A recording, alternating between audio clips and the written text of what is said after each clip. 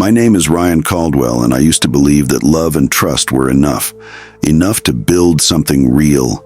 Enough to build something lasting. I was wrong. Toronto had always been a blur of ambition and cold winters, but when I met Emily at a tech meetup in Kensington Market, everything changed. She wasn't like the other software devs in the room. She didn't posture or name-drop projects she'd half finished. She just asked real questions, listened, and when I told her about my idea, she leaned in like I was telling her a secret. That was the start of everything. We met again the following weekend, then again after that.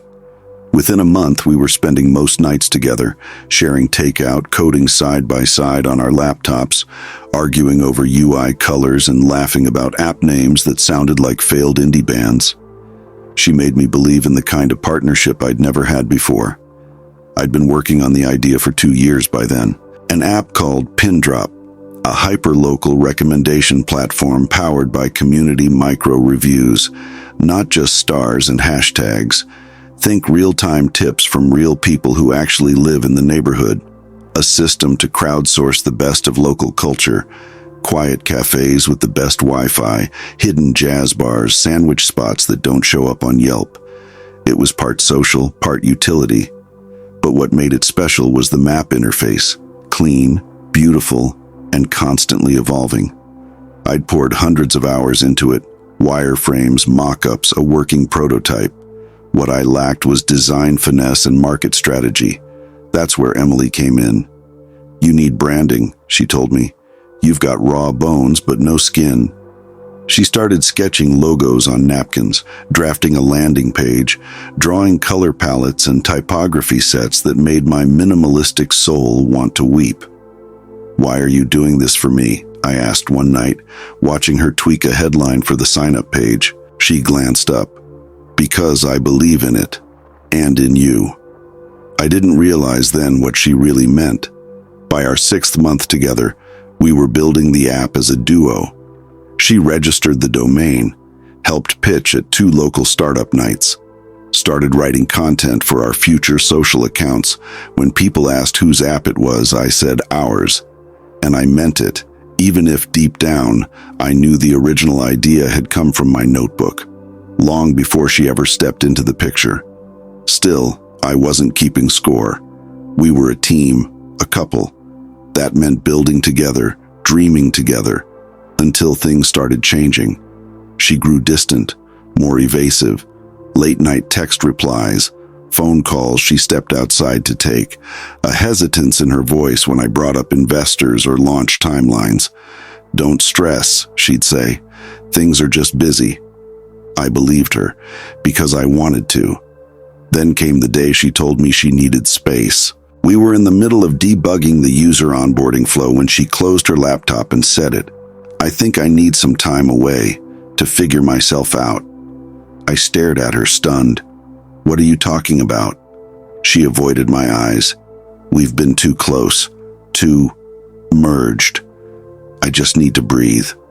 The next morning, she moved her things out of my apartment. 2 days later, she blocked me on Instagram. A week later, I saw the press release. Not through her, through Twitter. A friend tagged me in an article from Beta Pulse, a tech blog I followed religiously. The headline read, Toronto startup launches game-changing local discovery app. Drop spots now live. I clicked the link. I wish I hadn't. The app was almost identical to Pindrop. Same UI structure, same concept, same community-driven map interface. Even the color scheme was eerily close to the palette she'd made for me. At the bottom of the article was a photo. Emily smiling next to a guy I didn't recognize, tall, bearded, in a Patagonia jacket, apparently her new co-founder. My stomach dropped. I opened the App Store. There it was, Drop Spots. A smarter way to explore your city, through the eyes of real locals. I downloaded it, scanned the interface. Every tap felt like betrayal. Every feature mirrored mine. Not inspired by, not adjacent, copied, except for one thing. My name wasn't anywhere, not even in the acknowledgements. The rage came in waves, first disbelief, then confusion, then a deep bone-level humiliation I couldn't explain. I called her. Straight to voicemail. I messaged. No response. Finally, I sent her a single line. "You took everything. Why?" She didn't reply. But a few hours later, I got a message from the new guy, co-founder, Logan Reed. He wrote, "Hey man, heard you're upset. Just want to clear the air. The app Emily and I launched is original. We've been brainstorming for months, well before she met you. Sorry if you feel blindsided. Wishing you the best." I stared at the message, fingers trembling. I wanted to scream, to sue, to call every blog and say that was mine. But I didn't have a patent. I didn't have legal proof. All I had were drafts, emails, a broken heart, and a version of an app that now looked like a sad imitation of the real one, her version. I shut down Pindrop that night, unpublished the site, deleted the prototype, packed my notebooks in a box and shoved them under my bed. Because what's the point of building when someone else already launched your dream? I disappeared for a while, stopped going to meetups, turned down freelance contracts, barely left my apartment. I watched from the sidelines as drop spots exploded, media coverage, local sponsorships, a seed round, Emily's face on the homepage, bright and beautiful and perfectly, infuriatingly successful. Sometimes I'd see her walking near Queen Street laughing with Logan. She never saw me, but I saw everything. Until one night, weeks later, I found something that would change everything. I was going through old backups trying to clean out my drive when I stumbled across a screen recording I'd taken during an early demo of Pindrop. I'd been testing transitions between map views and click-throughs. It was dated January 4th. 3 months before I met Emily, and in the recording, as clear as day, was the interface she'd copied, the side menu, the drop a pin icon, the category color wheel, my voice in the background. Testing version 0.9. Let's see how the feedback feature works. My voice, my build, my code. She couldn't deny it. I had proof, and now I had a choice to make. I watched that screen recording 4 times, then I watched it again. Each frame confirmed what I already knew deep down. My idea wasn't just similar to Dropspots, it was Dropspots. The interface, the icons, the user journey, all built from the skeleton of Pindrop. My app, my dream. Only now it had a different name, different logo, different face behind the success. And mine had been erased, like I never existed. But now I had proof, and that changed everything. I reached out to a lawyer, Clara Van Doren, a tech IP specialist in downtown Toronto. I showed her the screen recording, the time-stamped backups, the emails where I'd sent Emily the early concept documents, and even the text where she said, "You've built something really special. I've never seen anything like it." Clara didn't flinch. She scrolled through the evidence in silence, then leaned back in her chair. "You have a solid case." I swallowed. "Even though it wasn't officially patented," she nodded. "Copyright protects original code and documented design, even without a formal patent. What you've shown me proves prior authorship. The video and digital file history, that's gold." "Will I win?" She smirked. "I don't take cases I can't." 2 weeks later, we filed a cease and desist. I didn't announce it publicly. I didn't want drama. I wanted dignity. Clara's advice was clear. Let the facts speak louder than any tweet. The letter was sent to Dropspot's office, addressed to both Emily and Logan. I expected rage. I expected denial. What I didn't expect was silence. No response. Not a word. But 2 days later, I noticed something odd. The app went offline for scheduled maintenance. Their homepage vanished, replaced with a stock image of a city skyline and a message that read, "We're currently making improvements. Stay tuned." I messaged Clara. She called back instantly. They're either scrambling for a defense or preparing to settle. My heart raced. "I don't want money," I said. "I just want the truth out." She was quiet for a moment. "Then you're going to have to push for it." It took 3 more weeks of silence before we received a formal reply. Their lawyer offered a private settlement, a generous one, but it came with a condition: full confidentiality. No public statements, no admission of wrongdoing, just a check and silence. I stared at the contract for hours. It was tempting. I could pay off my student loans, move out of my crumbling one-bedroom flat, start a new idea with funding in my pocket. But the cost? My name would remain erased, and they'd keep theirs polished and clean. I emailed Clara, "We reject the offer. I want my name on the truth." Her response, "Let's burn it down."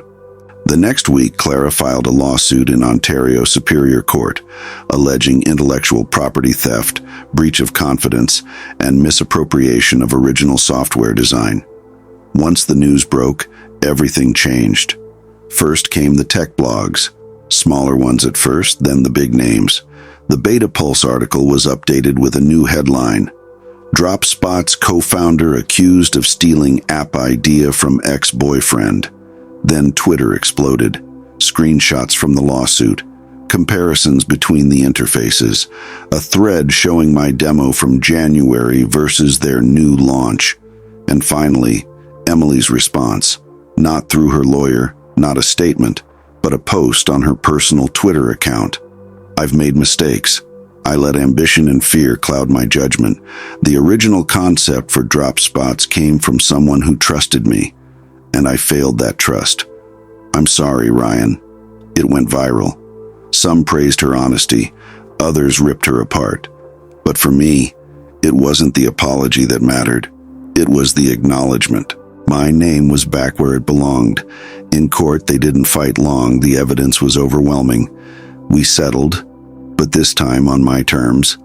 A financial agreement, yes, but also public credit as the original creator, a rebrand of Dropspots that would remove all of my source code, and a signed statement from both Emily and Logan affirming my authorship of Pindrop.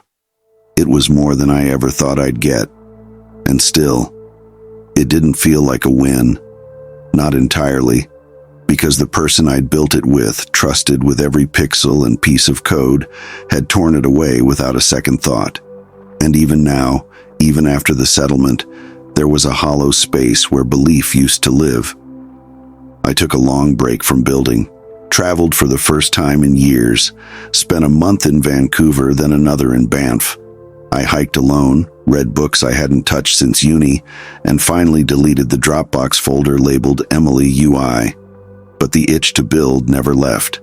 One day, sitting at a cafe near Kitsilano Beach, I opened my laptop and created a new project folder. I named it Signalfire. Not an app, not a map. Something new, something mine. And this time, I'd protect it like my life depended on it. 6 months later, Signalfire launched, a stripped-back, real-time platform connecting creatives and locals to one another for micro-collaboration, pop-up shows, poetry corners, skill shares. No brands, no filters, just humans, creating together in physical space. The reviews were modest. The first wave of users was small, but it was mine.